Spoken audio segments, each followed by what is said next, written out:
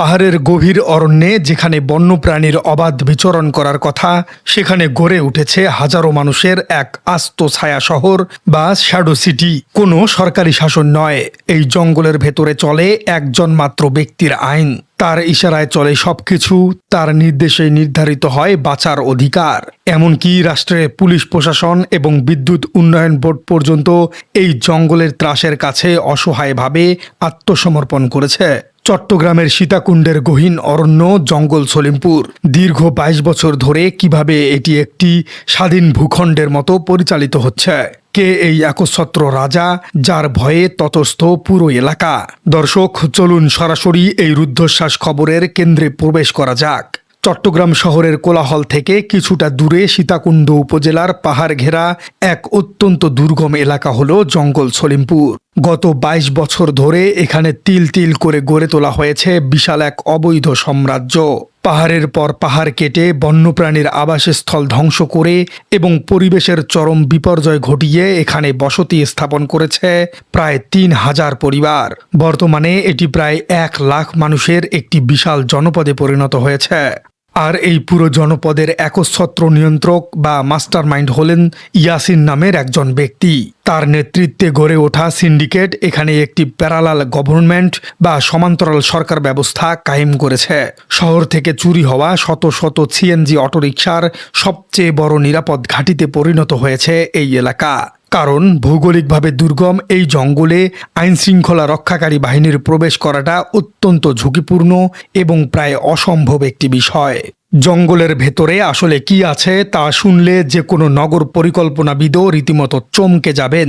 এটি কোনো সাধারণ বস্তি নয়, এটি যেন একটি স্বয়ংসম্পূর্ণ আধুনিক শহর। যোগাযোগ ব্যবস্থা থেকে শুরু করে জীবনযাপনের প্রতিটি আয়োজন সেখানে অত্যন্ত সুনিপুণভাবে সাজানো। সমাজ ব্যবস্থা পরিচালনার জন্য সেখানে নির্মাণ করা হয়েছে ১২টি বিশাল মসজিদ। ধর্মীয় শিক্ষার জন্য রয়েছে একাধিক মাদ্রাসা এবং এতিমখানা। আধুনিক শিক্ষার জন্য শিক্ষার্থীদের পদচারণায় মুখর থাকে ২টি উচ্চ বিদ্যালয় এবং ৩টি প্রাথমিক বিদ্যালয়। শুধু বেঁচে থাকাই নয়, চিরস্থায়ী বসতি গড়ার এক নিখুঁত পরিকল্পনা হিসেবে সেখানে তৈরি করা হয়েছে ৬টি কবরস্থান এবং একটি শ্মশান ঘাট। দৈনন্দিন প্রয়োজনের জন্য রয়েছে বিশাল কাঁচা বাজার, এমনকি স্বর্ণের দোকান থেকে শুরু করে স্বনামধন্য ব্যাংকের এজেন্ট শাখাও সেখানে পুরোদমে চলছে। একটি সাধারণ এলাকার উন্নয়নের জন্য যেখানে সরকারি দপ্তরে শত তদবির করতে হয়, সেখানে এই দুর্গম পাহাড়ে সম্পূর্ণ নিজস্ব অর্থায়নে নির্মাণ করা হয়েছে একাধিক পাকা ব্রিজ এবং কালভার্ট। বাড়ি নির্মাণের আগে চারপাশে ড্রেন নির্মাণ করা ইয়াসিনের নির্দেশে বাধ্যতামূলক, অর্থাৎ একটি আধুনিক শহরের সমস্ত চেকলিস্ট এখানে বিদ্যমান। সবচেয়ে বড় বিস্ময়ের জায়গাটি হলো এই দুর্গম পাহাড়ে বিদ্যুতের ব্যবস্থা। প্রতিটি ঘরে, প্রতিটি দোকানে জ্বলছে বাতি, ঘুরছে ফ্যান। সরকারি খাস জমিতে গড়ে ওঠা এই অবৈধ বস্তিতে বিদ্যুৎ সংযোগ এলো কোথা থেকে? অনুসন্ধানে বেরিয়ে এসেছে এক ভয়ঙ্কর ইউটিলিটির স্ক্যাম বা সেবা খাতের বিশাল দুর্নীতির চিত্র। পুরো ৩,০০০ পরিবারের এই বিশাল জনপদের জন্য বৈধ সরকারি বৈদ্যুতিক মিটার রয়েছে মাত্র ২২টি, আর সেই ২২টি মিটারের কারসাজিতেই চলছে কোটি টাকার ব্ল্যাক মার্কেট বা কালোবাজারি। শুরুতে মাত্র ৮টি মিটার দিয়ে পুরো এলাকার বিদ্যুতের নেটওয়ার্ক বিস্তার করা হয়েছিল।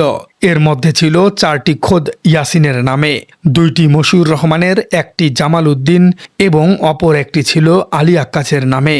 আর এই রমরমা ব্যবসা পরিচালনার জন্য তারা খুলে বসেছে আস্ত একটি নিজস্ব বিদ্যুৎ অফিস। নাম দেয়া হয়েছে চট্টগ্রাম মহানগর ছিন্নমূল বস্তিবাসী সমন্বয় সংগ্রাম পরিষদ। শুনতে কোনো দাতব্য সংস্থার নাম মনে হলেও এটি মূলত ইয়াসিনের নিজস্ব ইলেকট্রনিক কোম্পানি।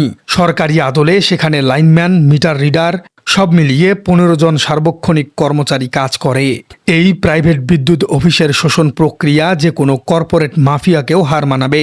সাধারণ আবাসিক সংযোগের জন্য যেখানে সরকারি রেট অত্যন্ত কম, অর্থাৎ ৫.৭০ টাকা, সেখানে তারা সাধারণ মানুষের কাছ থেকে ইউনিট প্রতি আদায় করছে ১২ টাকা, আর বাণিজ্যিক সংযোগের জন্য নেওয়া হচ্ছে 14 টাকা। এই বিশাল অঙ্কের বিল দিতে না পারলে সঙ্গে সঙ্গেই লাইন কেটে দেয়া হয়। শোষণ এখানেই শেষ নয়, সাধারণ মানুষকে জিম্মি করে বিদ্যুতের খুঁটি বসানো, তার টানা এবং ট্রান্সফরমার বসানোর নামে দফায় দফায় মোটা অঙ্কের চাঁদা আদায় করা হচ্ছে।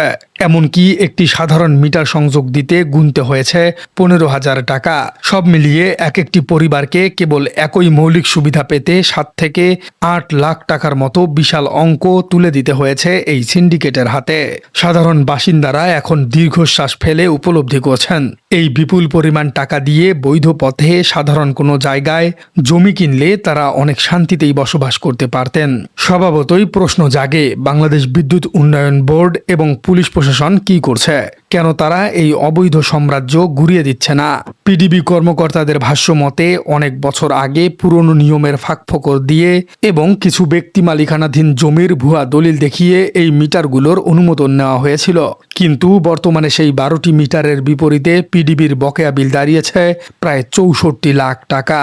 আলীনগর অংশে কোনো বকেয়া না থাকলেও মূল ছিন্নমূল অংশেই এই বিশাল বকেয়া রয়েছে। পিডিবি এখন চাইছে এই সংযোগগুলো চিরতরে বিচ্ছিন্ন করে দিতে, কিন্তু চাইলেই তো আর জঙ্গলের ভেতর ঢুকে লাইন কাটা সম্ভব নয়।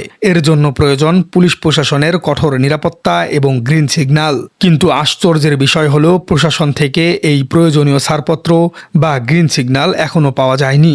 বিশ্লেষকদের মতে এর পেছনে রয়েছে মূলত দুটি কারণ। প্রথমত, ওই এলাকার ভৌগোলিক দুর্গমতা এবং ইয়াসিন বাহিনীর নিজস্ব সশস্ত্র ক্যাডারদের ভয়। দ্বিতীয়ত, বিগত দিনের নোংরা ভোট ব্যাংকের রাজনীতি। 1 লাখ মানুষের এই বিশাল জনপদকে রাজনৈতিক নেতারা সবসময় নিজেদের ভোটের মেশিন হিসেবে ব্যবহার করে এসেছেন। তাই এই অবৈধ সাম্রাজ্য ভাঙার কোনো রাজনৈতিক সদিচ্ছাই বিগত দিনগুলোতে দেখা যায়নি।